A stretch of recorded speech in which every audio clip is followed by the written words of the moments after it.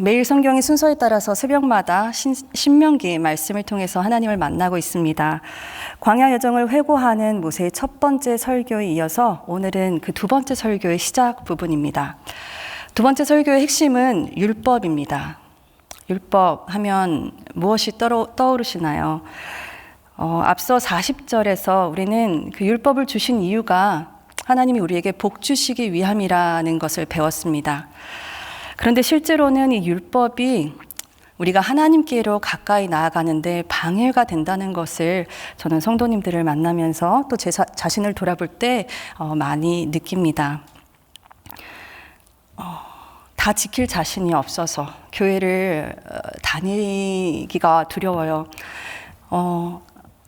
말씀대로 살아야 하는데 그렇게 살지 못하는 제 자신을 보면서 하나님이 실망하실까봐 또는 큰 벌을 내리실까봐 두려워서 하나님께 가까이 가기가 두려워요. 또는 그렇게 말씀대로 살지 못하는 율법을 지키지 않는 다른 성도들을 보면서 시험 들어서 교회에 나가기가 어렵다는 이런 말씀을 듣기도 합니다. 우리에게 복 주시기 위해서 율법을 주셨다는데 정작 많은 경우 그 율법 때문에 복의 근원이신 하나님께 가까이 나아갈 수 없다면 문제가 아닐까요? 오늘 본문을 묵상하면서 저는 이런 생각을 해봤습니다. 너무 그 율법을 지키는지 안 지키는지에 집중한 나머지 정작 그 율법을 주신 하나님의 마음, 또 하나님의 의도를 놓치고 있는 것은 아닐까 하는 것 말이죠. 율법에 담긴 하나님의 마음이라는 제목으로 오늘 말씀을 한번 살펴보려고 합니다. 모세의 두 번째 설교는 이렇게 시작합니다. 4장 44절 말씀입니다. 모세가 이스라엘 자손에게 선포한 율법은 이러하니라. 그러면 이어서 율법이 자세히 이어질 것 같은데 언뜻 보아도 지명이 많습니다. 살펴보니까 이 지명은 바로 율법이 선포된 장소입니다. 요단 동편입니다. 이 율법은 그 가나안 들어가기 직전에 그 율법 요단 동편에서 기록되었음을 확인해주고 있습니다. 이 땅은 원래 이스라엘 땅이 아니었습니다. 아모리 족속을 쳐서 그들이 얻은 쟁취한 땅입니다. 나아가 47절, 48절에서는 요단 동쪽 그 남단에서 북단까지 그들이 승리해서 이미 얻은 지역이 또 다시 한번 언급되고 있습니다. 분명 모세가 하고 싶은 이야기는 율법인 것 같은데 왜 이렇게 땅 이야기를 하고 있을까요? 결과적으로 후대의 독자들, 우리를 포함한 그 독자들에게는 이 부분을 읽을 때 그 말씀을 약속을 주시고 그 약속을 성취하시는 하나님의 신실하심을 보게 됩니다. 이후에 모세는 본격적으로 율법을 이야기합니다. 너희가 땅에 들어가서 이 말씀을 율법을 듣고 지켜 행하라는 말씀이죠. 왜 그래야 합니까? 그들은 다른 민족과 달리 하나님과 언약을 맺은 언약 백성이기 때문입니다. 그리고 여기에서 모세가 강조하는 것은 그 언약이 40년 전 그들의 조상이 아닌 오늘 여기 살아있는 그들과 세우셨다는 것입니다. 5장 3절 말씀입니다. 함께 한번 읽어볼까요? 이 언약은 여호와께서 우리 조상들과 세우신 것이 아니요 오늘 여기 살아있는 우리 곧 우리와 세우신 것이라. 이제 그 40여 년의 광야 생활을 끝내고 드디어 주신다고 약속하신 그 땅에 들어가기 직전에 이스라엘 전체가 모여 있습니다. 그런데 이들은 광야에서 어린 시절을 보냈거나 태어나고 자란 출애굽 2세대입니다. 약속의 땅에서 하나님의 백성으로 살아갈 그들에게 여전히 이 율법은 유효하다는 것입니다. 이 율법을 지키며 사는 삶, 그것이 하나님의 백성으로서 구별된 삶이라는 거죠. 그리고 이 율법은 오늘 그리스도를 믿음으로 하나님의 백성 된, 자녀된 우리에게도 여전히 유효합니다. 그래서 우리 역시 이 율법의 의미를 제대로 이해하는 것이 참 중요합니다. 아울러 이 율법을 주신 방법도 한번 주목했으면 좋겠는데요. 바로 4절 말씀에 너희와 대면하여 말씀하시되라고 기록하고 있습니다. 오늘 본문에 의하면 여호와 하나님은 이스라엘을 대면하여 직접 만나고 싶어 하셨습니다.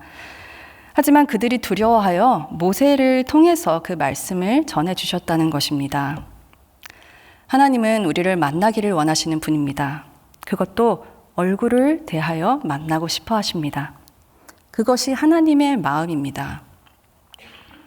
하지만 하나님의 얼굴을 보면 살자가 아무도 없다고 출애굽기에서 말씀하시는데, 그렇다면 하나님이 대면하길 원하신다는 것은 무슨 뜻일까요? 바로 하나님과의 인격적인 만남입니다. 상호작용입니다. 지식적으로 알고 있는 하나님, 내가 들어서 외워서 알고 있는 그 하나님에 만족하는 것이 아니라 하나님을 실제로 나의 일상 속에서 경험하며 우리의 믿음이 성장합니다. 설교를 준비하면서 한 권의 책을 소개받았습니다. 이성환 교수의 신들과 함께라는 책입니다. 저자는 이를 사진과 실물로 비유하는데 참 적절한 비유라는 생각이 들었습니다. 하나님에 대해서 오랫동안 알았고 또 오랫동안 들었더라도 나에게는 실물이 아닌 사진 속 하나님으로 존재할 수 있다는 것입니다.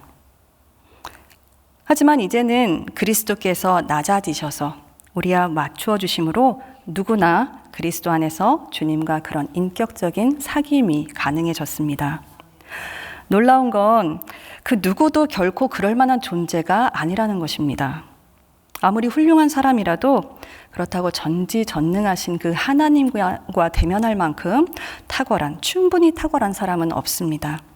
우리와 대면하여 만나기를 원하시는 근거가 결코 우리의 공로나 능력이나 가치에 있지 않다는 것입니다. 그래서 성경은 선포합니다. 누구든지 그리스도 안에 있으면 새로운 피조물이라, 새 인류다. 그렇다면 실제로 우리는 하나님과 어떻게 대면하여 만날 수 있을까요? 바로 하나님의 말씀을 통해서, 성경을 통해서입니다. 기록된 말씀을 통해서 우리는 하나님이 어떤 분이신지, 어떻게 일해 오셨고 또 일하고 계신지, 하나님이 무엇을 기뻐하시고 또 싫어하시는지를 배우게 됩니다.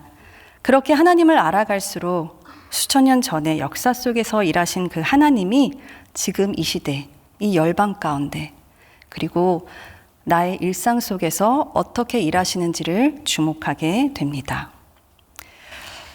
말씀을 통해서 하나님을 대면하지만 그렇다고 하나님과의 인격적인 만남이 성경 읽는 것으로 제한되진 않습니다. 우리는 모든 상황 속에서 하나님과 교제할 수 있습니다. 교회에서뿐만 아니라 일터에서, 가정에서, 길을 오고 가면서 언제 어디서든지 우리는 주님과 동행하는 복을 누릴 수 있습니다. 영이신 하나님께서 세상 끝날까지 우리와 함께 하신다고 약속하셨기 때문입니다. 하지만 그 만남의 시작은 하나님의 말씀입니다. 그 만남의 기초는 하나님의 말씀입니다. 이토록 여호와 하나님은 우리와 함께 하고 싶어 하시는 분입니다. 본문의 광야 세대와도 또 오늘날 우리와도 그렇습니다. 그래서 우리를 생명으로 이끄십니다. 우리가 살기를 바라는 마음, 그것이 바로 율법에 담긴 하나님의 마음입니다.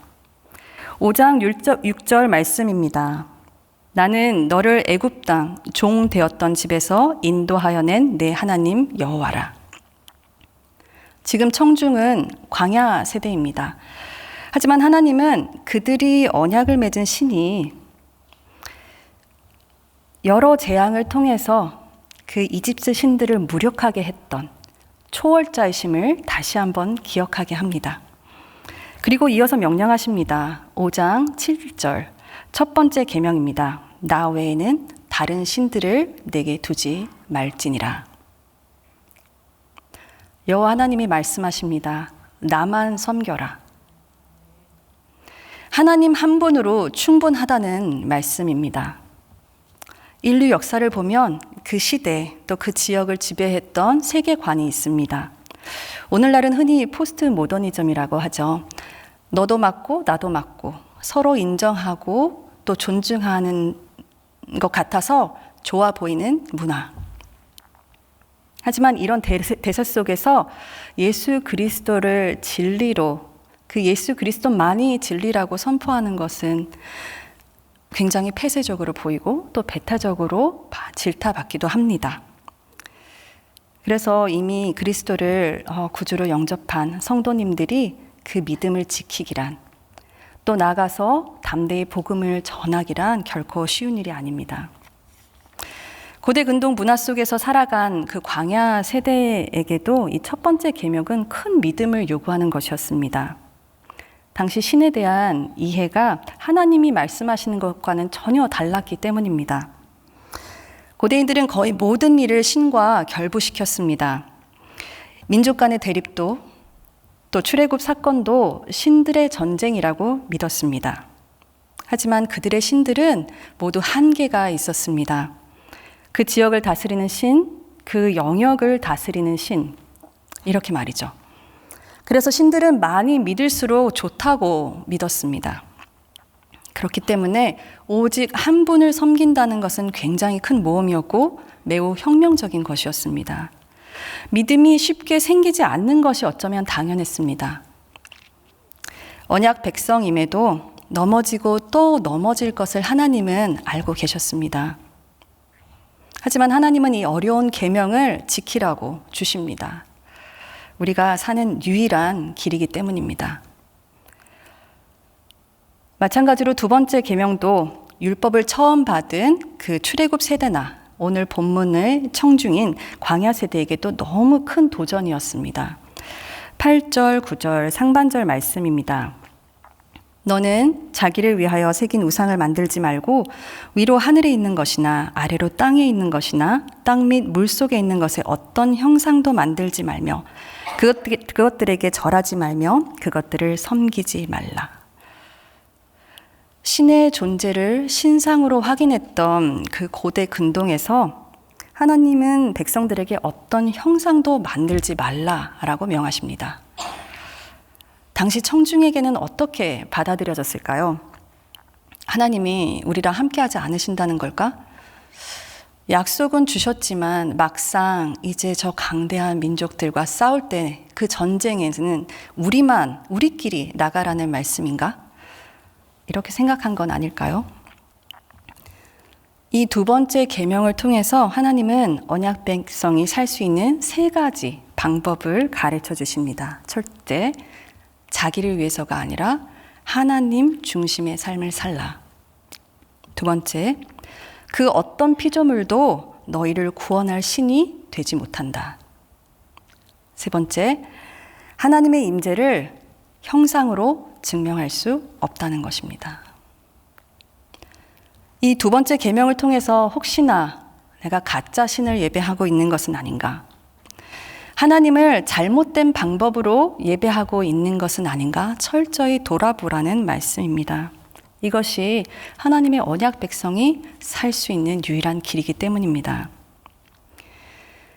우리는 자칫 그 놀라운 출애굽 사건을 경험한 이들이 왜 광야에서 이토록 하나님을 계속해서 시험할까 의아할 수 있습니다.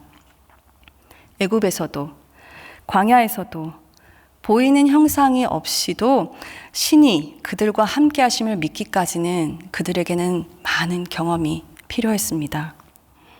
그런 이스라엘을 살리고 싶으셨던 하나님은 포기하기보다 오히려 참으시며 하나님이 어떤 분이신지를 지속적으로 계시해 주십니다.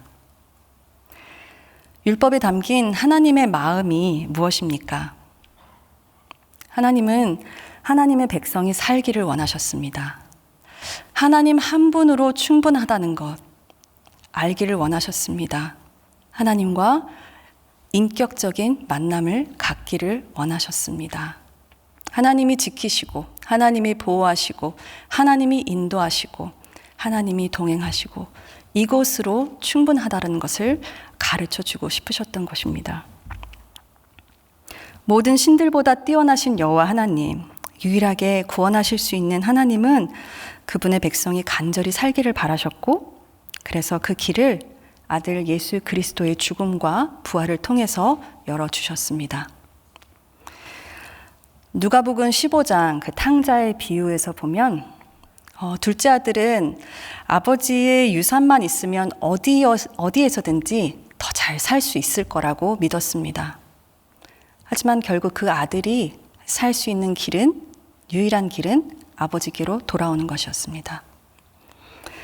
우리가 사는 유일한 길은 여호와께로 돌아오는 것입니다. 여호와 외에, 하나님 외에 다른 어떤 신도 두지 않는 것입니다. 하나님만이 참 신임을 알게 되면 더 이상 벌을 받을까 봐 계명을 지키려고 하지 않습니다. 사도 바울은 로마 성도들에게 이렇게 선포합니다. 로마서 8장 1절에서 2절 말씀인데요. 함께 읽겠습니다. 그러므로 이제 그리스도 예수 안에 있는 자에게는 결코 정죄함이 없나니 이는 그리스도 예수 안에 있는 생명의 성령의 법이 죄와 사망의 법에서 너를 해방하였음이니라. 아멘. 정죄 받을 것을 두려워하지 않습니다. 이미 우리가 해방되었다는 것을 믿습니다. 다른 신을 두고 싶지 않은 것입니다. 더 이상 율법이 구원의 조건이 아닌 구원의 결과로서 기쁘게 지키고 싶은 것이 됩니다. 하나님의 뜻이 되는 것이죠. 팀 켈러의 내가 만든 신에서는 우리 모두에게 우상이 있다고 단언합니다. 참 하나님으로 대체하지 않으면 계속 그 대상만 바뀔 뿐이라고 경고합니다. 문제는 그 우상을 어떻게 할 것이냐이며 가짜와의 결별을 선언합니다. 우상이 무엇입니까? 우리의 마음을 지배하는 그것이 없으면 삶의 의미가 없다고 느끼는 그것. 하나님만이 주실 수 있는 것을 다른 데서 얻으려 한다면 바로 그것이 우상이라고 팀 켈러는 정의합니다. 소위 돈, 권력, 명예, 쾌락, 감탄할 만한 스펙, 사람들의 인정, 영향력, 사람, 언제든 누구든지 무엇이든지 우리 마음속에 하나님을 대신할 수 있음을 경계하며 깨어 있어야 합니다. 그리고 팀 켈러는 이것을 우리가 평생 해야 하는 과정이라고 말합니다. 말씀을 정리하며 한 가지 더 기억했으면 좋겠습니다. 하나님은 모세를 통해서 일하셨습니다. 하나님 마음을 보여주셨습니다. 하나님 외에 다른 신을 섬기지 않겠다고 결단한 하나님의 사람을 통해서 일하십니다. 로마로 향하는 배가 광풍을 만나서 구원의 소망이 없을 때 하나님은 사도 바울을 통해서 일하셨습니다. 선장도 아니고 선주도 아니고 말씀을 받은 사도 바울이었습니다. 저는 외국인들과 함께 예배드리고 교제하는 국제 예배부를 섬기고 있습니다. 외국인들이 있지만 외국인들만 있는 것은 아닙니다. 언어와 문화, 인종을 넘어서 그리스도 안에서 한 가족을 부르신 그 하나님, 열방의 하나님을 찬양하고 또 예배하는 그런 다문화 공동체입니다. 한 자매의 이야기를 허락받고 지금 나누고 싶습니다. 이 자매는 한국의 학업을 위해서 왔습니다. 캄보디아에서 왔습니다. 지금 박사과정 유학생인데요. 20대 초반의 어린 자매입니다. 아버지는 불교 그 절의 스님이었습니다. 어린 시절 부모님이 이혼하였지만 그럼에도 불구하고 워낙 어렸을 때부터 영특했나 봐요. 그래서 그 절에서 많은 스님들의 이쁨을 받고 또 그 불경을 외우고 암송하고 또 칭찬받으면서 그렇게 자랐습니다. 하지만 이 딸에게 정말 채워지지 않는 어떤 진리에 대한 갈증이 있었다고 합니다. 아무리 불경을 외우고 또 사람들의 칭찬을 받아도 뭔가 시원하지 않은, 뭔가 확실하게 설득이 되지 않은 그런 경험들을 갖고 있을 때 어느 날 동네 작은 시골 마을에 영어 선생님이 왔습니다. 현지인인데 영어를 배우고 싶은 마음에 갔다고 해요. 근데 그 선생님, 그 학교, 나무 아래, 그땐 건물도 없었고 나무 아래서 그 영어를 배우는데 수요일마다 성경 공부가 있었다고 합니다.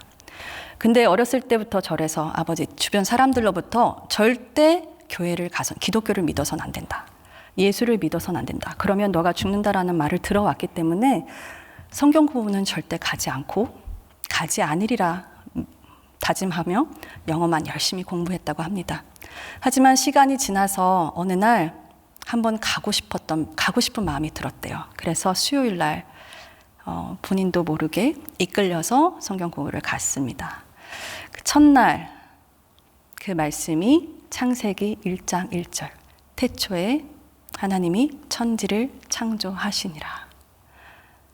그 순간 바로 예수님을 믿게 된 건 아니지만 더 듣고 싶어졌답니다. 그래서 몰래 집에는 말씀드리지 않고 계속해서 그 성경 공부를 하면서 2년여 정도의 시간이 흘렀을 때 세례를 받고 싶게 됩니다.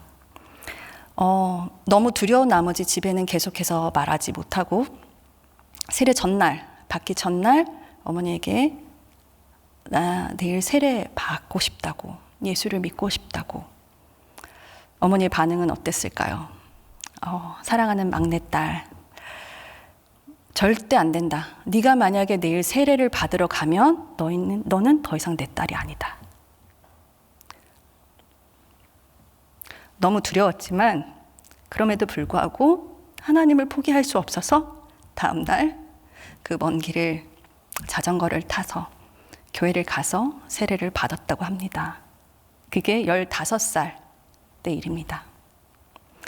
이 이야기를 듣기 전에 먼저 그 자매가 우리 SIF에 왔을 때 이런저런 얘기를 하다가 혹시 그러면 가정에서 처음으로 예수를 믿게 되었냐라고 물었습니다.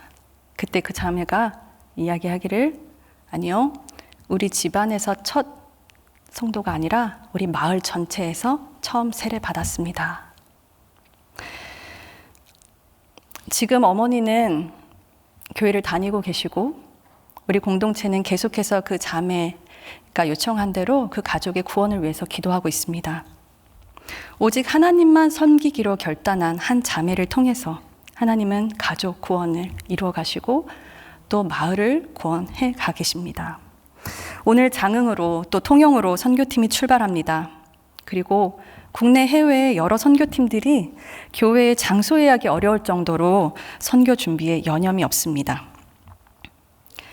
그리스도를 마음에 새기며 모든 선교 대원들이 하나님의 선교에 귀하게 쓰임받고 오기를 온 교회가 기도하고 있습니다.